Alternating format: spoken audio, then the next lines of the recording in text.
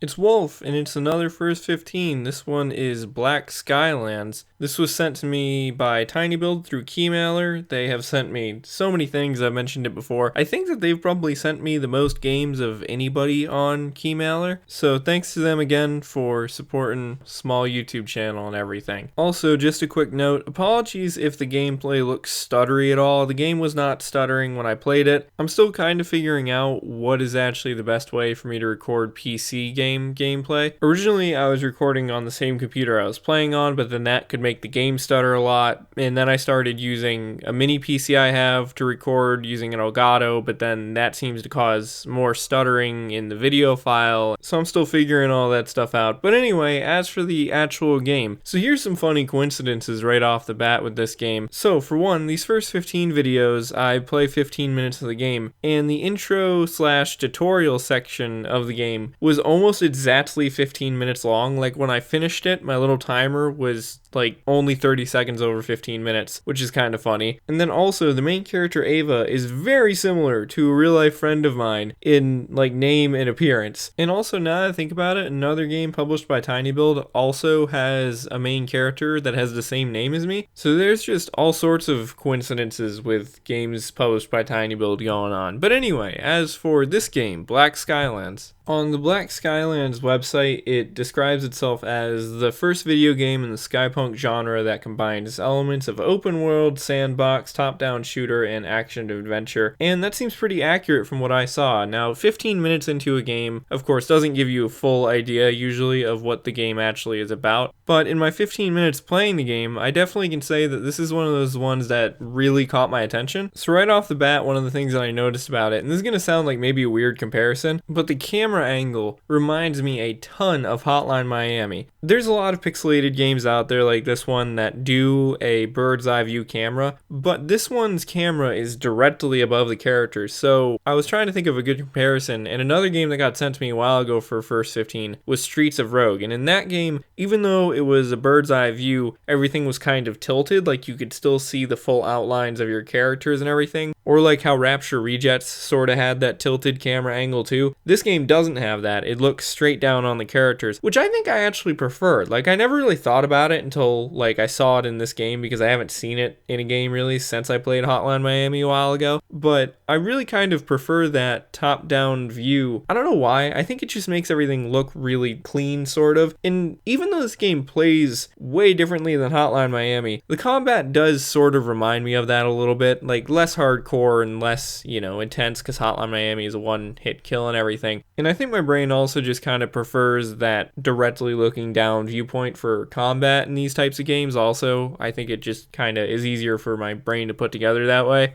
I also really like the setting of this game. I've seen Skypunk stuff before, and I suppose that I've even kind of done a First 15 on a Skypunk game before, because Desert Skies was sort of a Skypunk game, and it's just such a really interesting twist on steampunk, because usually when you see steampunk stuff, it's like, all on the ground or in water, but when you think about the air, it's like it just sort of adds a whole nother dimension to it, because you've got that verticality, and it's kind of like, I think that's part of the reason maybe why so many people liked BioShock Infinite, was because it had that verticality to it, because that also was sort of a Skypunk sort of game in some ways. I'm not too sure how that plays into the gameplay later on, because in this gameplay section, all that really ended up affecting, like, with sky levels was just jumping onto the ship and jumping off of the ship, but it would be interesting to see if it ends up playing into the game in any other ways later on. Although I will say, I would be a little concerned to see how later in the game the 2D perspective comes into play, because it's sort of a three-dimensional space being represented in a two-dimensional way. So then, as for the story, I also was pretty interested in that as well. There's definitely some multi-faction things going on that are not super clear, like good guy, bad guy type of things, which it looks interesting to see how that could possibly play out. And right off the bat, the game does a good job of establishing a sort of like mystery location off in the distance in like this sort of mysterious evil force kind of thing. And I thought that was a good way to start the story off and then introduce some more specific human faction tensions towards the end of the tutorial. And I suppose I haven't really mentioned that much about gameplay stuff yet, so I mentioned the camera angle and how that sort of plays into things.